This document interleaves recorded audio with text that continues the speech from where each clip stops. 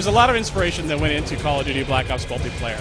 Now, traditionally on Call of Duty, you get new weapons, new perks, new maps, you get all that stuff, and we needed to do that. We need to do that exceptionally well, and I actually think we've done that this year. But the team knew the stakes were very, very high this year. For us to deliver, we kind of need to go outside of the box. So we focused on 3 pillars: compete, customize, and create.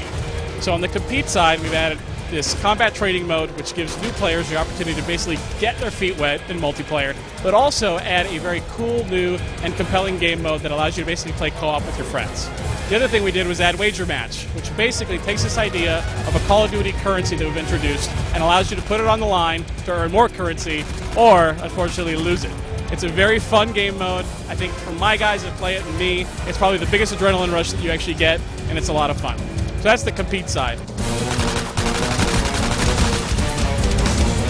On the create, we've added this cool new theater mode. And the way the theater mode works is that you can go into your basically all your recent games, and you can play any game back as a video that you actually played. Now the cool part is it's got full DVR controls and camera controls. So I load up the match, I can go in third person, first person, break the camera, follow my guy around, and I can follow any other player around. So let's say I'm playing with someone who's really good. I'm like, wow, how does he do all this stuff? What's his loadout? I can just break the camera and follow him around and see how he plays. There's also another cool component to theater as well.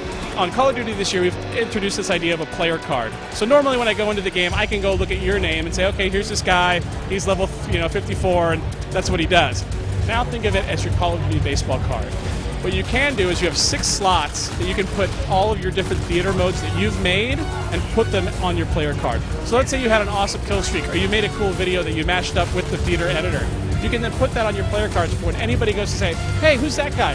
Oh, wow, this guy's awesome. He's gotten all these cool kill streaks. Or he had this awesome, really funny tomahawk throw. And it really gives, again, players identity of what they are doing with the game.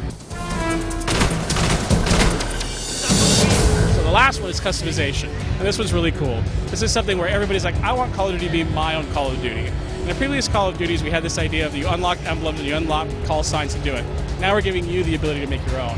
We've seen some pretty creative people come up with some pretty creative and very interesting artwork to make their emblems. But it's something where I literally was like, okay, I'm going to play around with an emblem, and then I was playing around, I was trying different things, and you literally can get lost in it because there's so many options to flip and change color and scale and do all that kind of stuff. So really what we felt was we want to offer a lot of new different content, still make a great multiplayer game, but give people ways to experience Call of Duty like they never have before.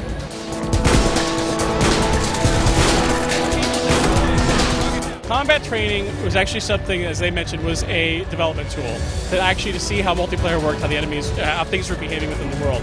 Now the way that it works is that there's different levels within combat training. So at beginner level, the AI is going to move a little bit slower, give you a basic idea of like, okay, this is how my guns work. I want to get familiarity with the map. I don't know what a Willy Pete is or what a flashbang is. And you can just try those out.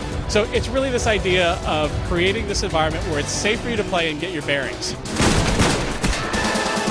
Now, as you actually level up, or actually change the difficulty level in combat training, it's actually a great warm-up, at least for me. Before I go online, I always take about 1 or 2 matches to kind of get my bearings and everything ready, and that's one of the things that combat training can do. Now, the other cool thing about combat training, it's really a co-op mode. So you and I could be over at my house, we could play combat training together. If you're over at your place, we have a bunch of other friends together, we can jump on and literally play combat training. We could play. You could be with you and 2 other bots, and I could be with my buddy and 3 other bots, and you can basically create matches and try them out with a lot of bots against a very small team. So there's a lot of variability that you can do. And I actually think that this mode will be a great sort of taster for people that are sometimes intimidated by Call of Duty multiplayer, and they can have their own multiplayer experience that way. My favorite kill streak. Well, there's different ones for different reasons. I love the gunship. That's a player-controlled helicopter, something new for Call of Duty. Napalm is awesome because it looks just incredible. And then the RCXD, which is the remote control vehicle, is a lot of fun because literally it's fun chasing people down in the map. So there's a little bit for everybody. What is going to shake the foundation of multiplayer? I think when people get their hands on Wager Match mode, see what it is. We've added these 4 new game modes within Wager Match. We actually think people are going to go, wow, it's so basic, but it's so much fun, and that's one of the things that me and my team play all the time.